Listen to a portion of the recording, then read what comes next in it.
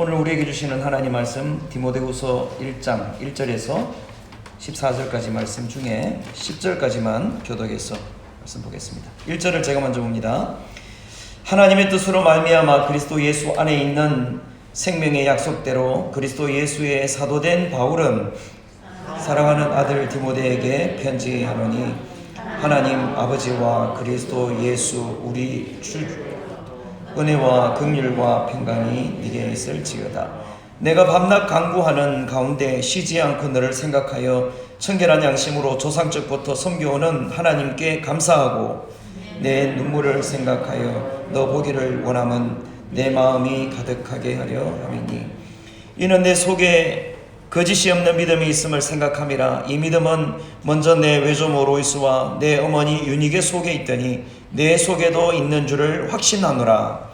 그러므로 내가 나의 안수함으로 내 속에 있는 하나님의 은사를 다시 부릴 듯하게 하기 위하여 너로 생각나게 하노니 하나님이 우리에게 주신 것은 두려워하는 마음이 아니요 오직 능력과 사랑과 절제하는 마음이니 그러므로 너는 내가 우리 주를 정언함과 또는 주를 위하여 갇힌 자 된 나를 부끄러워하지 말고 오직 하나님의 능력을 따라 복음과 함께 고난을 받으라. 하나님이 우리를 구원하사 거룩하신 소명으로 부르심은 우리의 행위대로 하심이 아니요 오직 자기의 뜻과 영원 전부터 그리스도 예수 안에서 우리에게 주신 은혜대로 하심이라. 이제는 우리 구주 그리스도 예수의 나타나심으로 말미암아 나타났으니 그는 사망을 패하시고 복음으로써 생명과 썩지 아니할 것을 드러내신지라. 아멘. 여러분 신앙생활 때문에 불편함이나 고난을 받아보셨습니까? 여러분 우리가 신앙생활을 하는 데 있어서 원만하게 신앙생활을 하신 분들은 거의 없으실 것입니다. 신앙생활하는 가운데 불편함도 있고 또 그런 고난의 시간, 고난의 형편에 있을 때가 참 많다는 것이죠. 여러분 그러면서까지 고난을 받으시면서까지 불편함이 있으면서까지 신앙과 그 자리를 지키는 이유가 뭘까요? 성도들이 고난이 있고 어려움이 있음에도 불구하고 그 자리를 우뚝하게 지키는 이유가 뭘까요? 여러분 이것은 장차 받을 영광을 아는 사람이기 때문에 그렇습니다. 여러분 그러나 장차 신자에게 주어질 영광이 무엇인지 장차 우리에게 주어질 그 일들이 무엇인지 알지 못하면 내가 왜 고난과 불편함을 감수해야 하나? 그냥 편하게 살지. 여러분 이렇게 나가기가 쉬운 것입니다. 로마서 8장 18절에 생각하건대 현재의 고난은 장차 우리에게 나타날 영광과 비교할 수 없도다. 우리가 당하는 고난이 어떤 고난의 종류라 할지라도 장차 우리에게 나타날 영광과는 비교할 급이 안 된다라는 것입니다. 이것을 알기 때문에 성도는 고난이 있어도 불편함이 있어도 하나님이 허락하신 그 자리를 지켜내는 것입니다. 여러분 신앙 때문에 괴로운 일이나 어려운 일을 당한다고 느낄 때 여러분 마음이 어떻습니까? 여러분 불편하지요. 마음이 아프지요. 우리의 감정과 마음은 걷잡을 수 없을 때도 실제로 있습니다. 억울한 일을 당했다고 생각하면 그 일들 앞에 화병으로 인해서 여러분 제대로 살 수 있겠습니까? 나의 신앙생활 가만히 두면 알아서 잘할 수 있을 건데 이런 일 저런 일 없으면 억울한 일도 없으면 원통하고 분통한 일 없으면 나는 가만히 두면 신앙생활을 잘할 수 있을 텐데 우리에게는 우리의 삶에는 그렇지 않더라는 것이죠. 여러분 우리 오히려 나라를 생각하면 이 나라는 국민을 위해서 복지국가를 만들기 위해서 많은 노력들을 한다고를 합니다. 국민을 위한 정부가 되겠다고 새 정부가 들어설 때마다 그들은 포부를 이야기를 합니다. 그런데 정작 살아가는 이 나라 주변에 일어나는 우리 주변에 일어나는 일들은 참 거친 일들이 많고 악에 받쳐 살아가는 사람들이 얼마나 많은지 모릅니다. 여러분, 이럴 때일수록, 이러한 상황일수록 성도의 역할은 아주 분명해집니다. 성도는 그런 상황에서 빛을 발할 수 있어야 됩니다. 하나님 말씀에 순종하면서 하나님의 성품으로 세상을 따뜻하게 밝히는 뜨겁고 능력 있는 성도가 되셔야 합니다. 사회 부조리에 동조해서도 안 되고 시대의 흐름에 우리의 신앙이 떠내려가서도 안 되는 것입니다. 여러분, 세상을 보십시오. 빛이 필요하다라고 느껴지지 않습니까?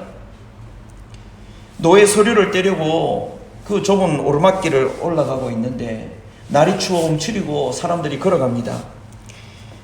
그런데 저 위에서 한 사람이 내려오는 거예요. 그래서 제가 피했는데 그 사람 미처 내리막길을 내려오면서 저를 발견하지 못한 것입니다. 제 어깨랑 제가 피했는데도 불구하고 딱 부딪힌 거예요. 그 부딪히는 순간에 제 입에서 아이씨 이렇게 나오는 거예요. 그런데 그분은 부딪히자마자 하는 이야기가 미안합니다 이러는 거예요. 여러분, 이 말이 좀 바뀌어야 되지 않습니까? 그분은 누군지 모르지만 그분은 아이씨라고 나오고 저는 미안합니다 이렇게 나와야 되지 않겠습니까? 그런데 안 그렇더라고요. 갑자기 일어난 그 짧은 순간에 제가 그 말이 얼마나 민망한지요. 내가 이 교회의 신앙생활을 1, 2년 한 것도 아니고 또 교회의 목사이면서 그분이 성도였다면 얼마나 제 자신이 부끄럽겠습니까? 제가 올라가면서 그 사람 뒤를 보면서 미안합니다 이렇게 제 속으로 그 무거운 발걸음을 뗐습니다. 여러분, 세상의 모습들은 우리를 포함하여 우리가 살아가는 세상은 참 만만치 않은 일들이 많이 일어나는 그 환경 속에 우리는 살고 있습니다. 여러분, 우리가 그러한 상황 속에 살고 있다 할지라도 그러한 사회의 흐름 속에 우리 또한 우리의 신앙을 놓쳐버려야 되겠습니까? 우리의 정신줄을 놓아버려야 되겠습니까? 여러분, 사회가 얼마나 참 추한지 악한지요. 이런 뉴스 들어보셨습니까? 고등학생 2명이 동급 학생 1명을 상대로 권투 연습을 했다고 거짓말을 합니다. 일방적으로 몇 시간을 폭행을 해놓고선 그 피해자 여동생에게 연락해서 뻔뻔스럽게 거짓말까지 합니다. 얼마나 두들겨 팼던지 그 피해 학생이 기절했음에도 불구하고 질질 끌고 다니면서 응급조치를 해주지도 않았습니다. 근데 이 학생이 불과 오늘 아침까지도 멀쩡했던 이 한 가정의 아들이 15일 동안이나 지금까지도 의식불명의 병원에 누워 있습니다. 여러분, 기가 막힌 일 아니겠습니까? 너무 억울한 범죄에 이 아들이 당한 것입니다. 여러분, 만약 어느 날 느닷없이 이웃 주민이 경찰을 동원해서 여러분 집에 쳐들어와서 저 사람이 강간범입니다 라고 여러분들을 지목하면 어떡하시겠습니까? 실제로 이 같은 억울한 일들이 일어나서 어느 지역의 한 가장은 10개월 동안이나 억울한 옥살이를 했습니다. 여러분, 이처럼 억울한 일들이 너무나도 많이 우리 주변에 일어납니다. 불공평하고 불공정하고 불합리한 일들이 우리 주변에 수시로 일어나는 이런 시대, 그래서 우리가 살아가는 세상살이는 쉽지가 않습니다. 신앙을 제껴놓더라도 우리가 그냥 살아가는 이 삶도 만만치가 않은 것입니다. 그런데 성도들 얼마나 대단합니까? 그러한 삶 가운데에서 믿음을 지키고자 하는 이 성도의 모습이 얼마나 대단하냐라는 것입니다. 여러분, 그런데 이런 성도들에게도 신앙 때문에 억울한 일들이 일어나면 그때는 평정심을 잃어버릴 때도 있다는 것입니다. 빛이 되고 소금이 되고 본이 되라고 하시는 그러한 말씀은 온데간데 없이 자연인과 똑같은 본능적인 반응으로 좀 전에 목사가 했던 그러한 반응들이 우리들을 통해서 일어날 때가 있더라는 것입니다. 여러분, 신앙 때문에 답답한 일을 당하거나 고난당한다고 느껴질 때 우리의 마음은 여간 괴롭지가 않습니다. 여러분, 만약 그런 상태까지 이르렀을 때 신앙의 가치를 아는 사람만이 그 고난의 중심 가운데에서도 여전히 신앙을 지킬 수가 있는 것입니다. 은혜를 아는 사람은 고난을 다르게 해석하기 때문에 그렇습니다. 빌립보서 1장 29절에 그리스도를 위하여 너희에게 은혜를 주신 것은 다만 그를 믿을 뿐 아니라 또한 그를 위하여 고난을 받게 하려 하심이라, 이렇게 말씀하고 있습니다. 하나님이 우리에게 그리스도를 말미암아 은혜를 주신 것은 그 그리스도를 믿을 뿐만 아니라 예수 그리스도를 위해서 고난도 받게 하려 합니다.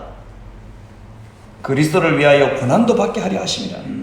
여러분, 고난은 내가 그리스도를 믿느냐, 내가 하나님을 진짜로 믿느냐, 내가 진짜이냐 가짜이냐라는 것을 분별해주는 아주 중요한 좋은 기준이 되는 것입니다.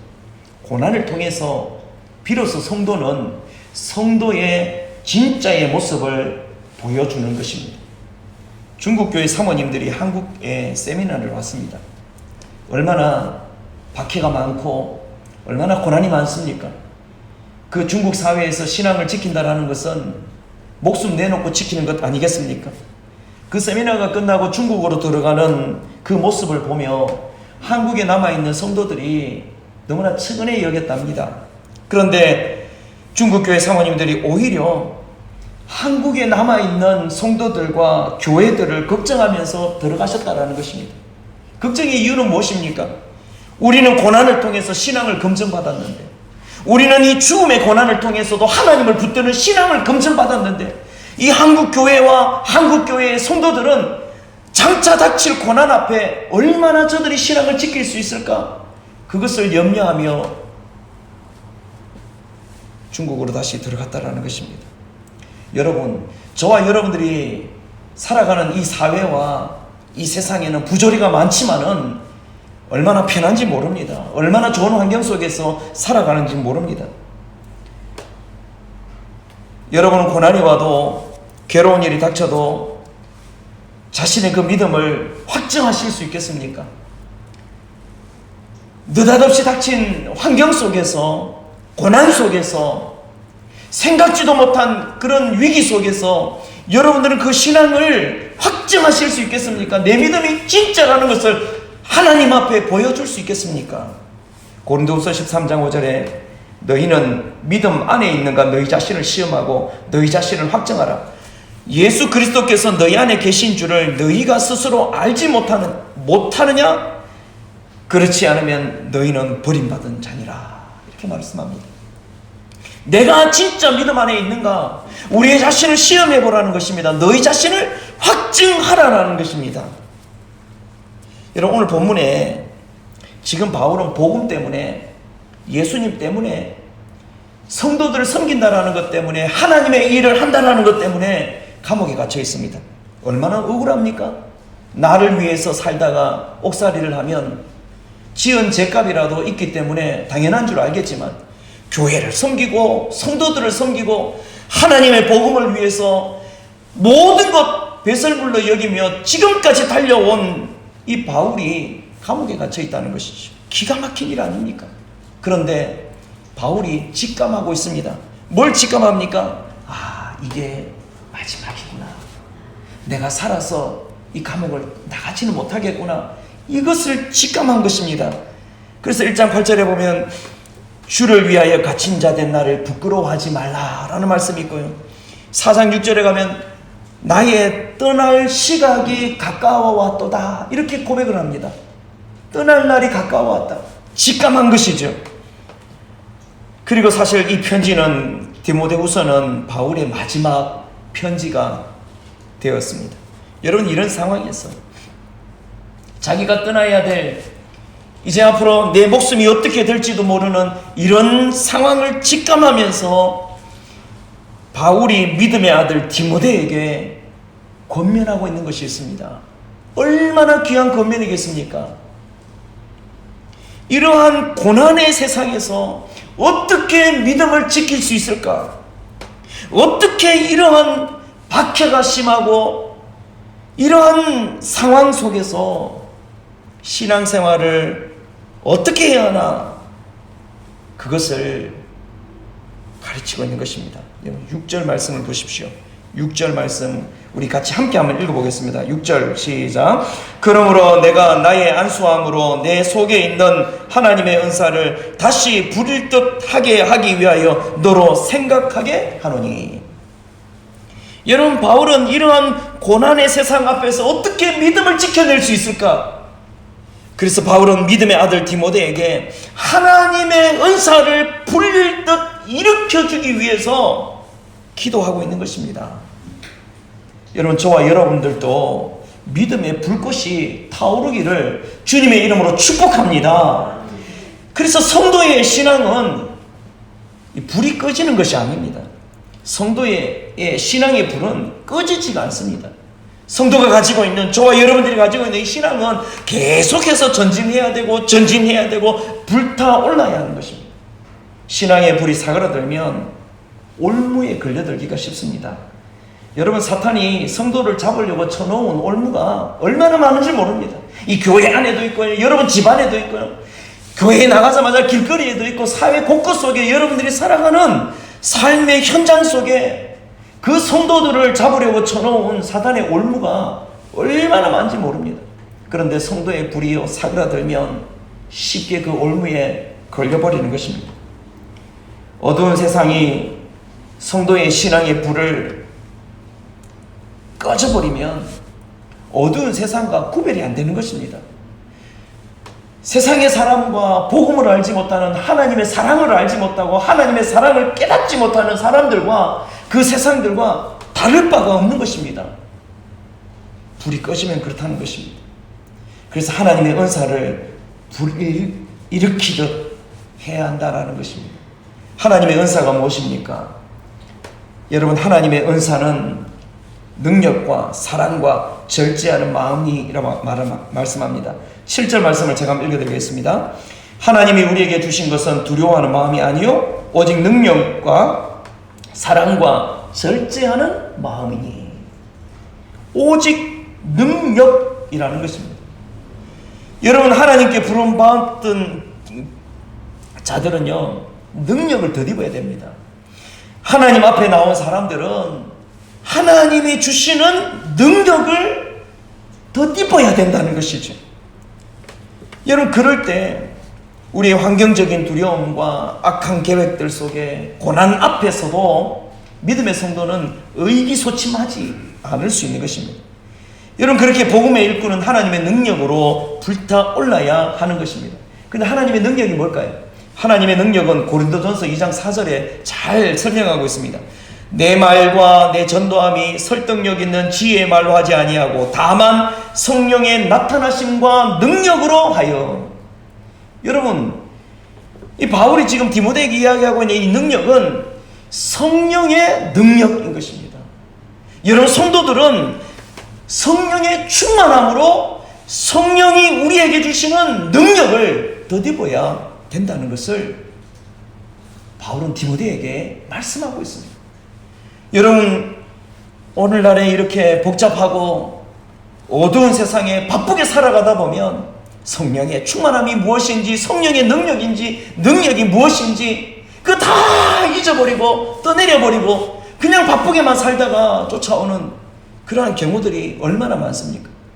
바울도 그것을 우려하고 있는 것입니다. 그래서 바울은 디모데에게 오직 능력을 이야기하며 성령의 능력을 덧입어야 될 것을 말씀하고 있는 것입니다. 그리고 두 번째로 이야기하는 것이 사랑이라고 말합니다. 여러분, 세상이 악해져 갈수록, 세상이 건조해져 갈수록 필요한 것이 사랑입니다. 사랑이 필요합니다. 하나님을 사랑하고 서로를 사랑하는 사랑이 필요한 것입니다. 여러분, 사랑이 없으면 성경이 우리에게 이야기하기를요, 꽹과리다라고 말합니다. 울리는 꽹과리와 같다라고 말씀하고 있습니다. 여러분, 교인들 중에 이렇게 이야기하는 사람들이 있습니다. 교회가 어찌 사랑이 없어? 이 교회는 사랑이 없다. 사랑이 없다. 여러분, 이렇게 이야기하는 사람들이 있습니다.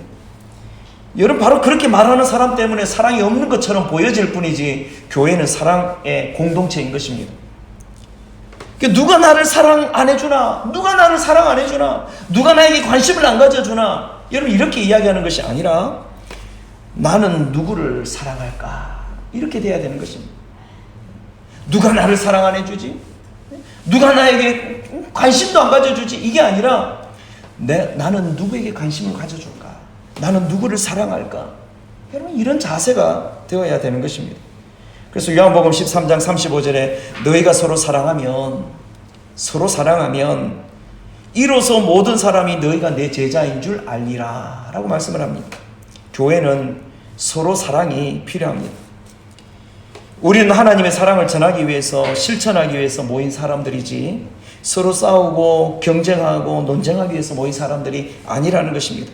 여러분, 그래서 교회 안에는 연합이라는 것이 필요합니다. 사랑이 없으면 연합할 수가 없습니다. 우리가 새벽에 보았던 시편 133편 말씀에 연합의 중요성을 이야기를 합니다. 보라, 형제가 연합하여 동거함이 어찌 그리 선하고 아름다운고. 형제끼리 서로 연합하고 동거하는 것이 어찌 그리 선하고 아름다운고. 하나 되는 것이 하나님 보실 때 너무나도 선하고 아름답더라는 것입니다. 여러분, 이처럼 공동체가 사랑으로 하나 되어지고 연합하여질 때 시편 133편에 말씀하시는 여호와의 복을 누릴 것을 말씀하시는데, 거기서 여호와께서 복을 명령하셨나니 곧 영생이니라. 여러분, 교회가 하나 되어질 때, 형제가 연합하여 하나 되어질 때 그 공동체 안에 영생을 볼 수 있는 것입니다. 그 공동체 안에서 하나님의 영생을 맛볼 수가 있다라고 말씀을 하는 것입니다. 여러분, 세 번째로 바울이 디모데에게 이야기하는 이 고난의 시대 속에, 박해의 시대 속에 가져야 될 마음이 뭐냐? 절제하는 마음을 가져야 된다 말씀합니다. 자신을 통제하고 조절할 수 있어야 된다라는 것입니다. 여러분, 자신의 이 마음을 절제하지 아니할 때는 1년의 은혜를 한순간에 쏟아버릴 수 있습니다. 한 달 받은 은혜, 한 달 누적되어진 그 은혜가 한순간에 쏟아져 버릴 수 있다는 것입니다. 요즘 우리 사회는 조절 장치가 망가져버린 사회입니다. 조절이 되지 않습니다. 그럴 만한 것도 요즘 스트레스들을 많이 받거든요. 전염병에 대한 스트레스와 이 정부들을 바라보면서 온갖 규제와 어떤 이러한 편중되어진 그러한 모습들을 보면서 많은 스트레스를 받거든요. 이 스트레스가 성인들만 받는 것이 아니라 이런 고등학생들, 아직 새파랗게 그런 자신의 꿈을 펼쳐나가고 준비해야 될 이러한 학생들에게까지도 스트레스를 받다 보니까 기회만 있으면 폭발해버리는 것입니다. 조절이 안 되는 것입니다. 그러나 하나님은 우리들의 마음을 통제하고 감정을 절제할 수 있도록 말씀을 하셨습니다. 마음에 있는 대로 다 쏟아내어서는 안 된다라는 것을 말씀합니다. 여러분, 우리 안에 쏟아낸다면 여러분 1년을 쏟아내도 다 쏟아내시겠습니까? 다 못 쏟아낼걸요. 그래서 잠언 29장 11절에 어리석은 자는 자기의 노를 다 드러내어도 지혜로운 자는 그것을 억제하느니라 말씀합니다. 우리나라를 향해서 분노 조절 장애 공화국이라고까지 명명하고 있습니다. 여러분, 우리의 신앙 얼마나 내 마음을 잘 통제하고 있습니까? 얼마나 자신을 잘 억제하고 있습니까? 하나님이 주시는 능력과 하나님의 사랑을 맛보고 깨달은 그 사랑과 자신을 절제하는 이러한 자제력을 통해서 바울은 디모데에게 다시 불타올라라고 권면하고 있는 것입니다. 왜 우리가 그렇게 해야 됩니까? 왜냐하면요, 나를 사랑하시는 하나님이 그것을 간절히 원하고 있기 때문에 그렇습니다. 나를 너무나도 사랑하시는, 아들을 죽이시기까지 나를 그렇게 사랑하시는 하나님 아버지가 그것을 간절히 원하고 있는 것입니다. 사랑하는 하나님을 위해서 한번 도전해 볼 만한 가치가 있지 않습니까? 내 신앙의 불이 어떤 상태인지 한번 돌아봐야 되지 않겠습니까? 그래서 바울은 마지막을 직감하는 그 시점에 디모데에게 고면하고 있는 것이었습니다. 그런데 꼭 이쯤 되면 나타나는 존재가 하나 있습니다. 그것은 바로 사탄의 존재입니다. 여러분, 사탄은 성도의 불을 끌려고 한다는 것입니다.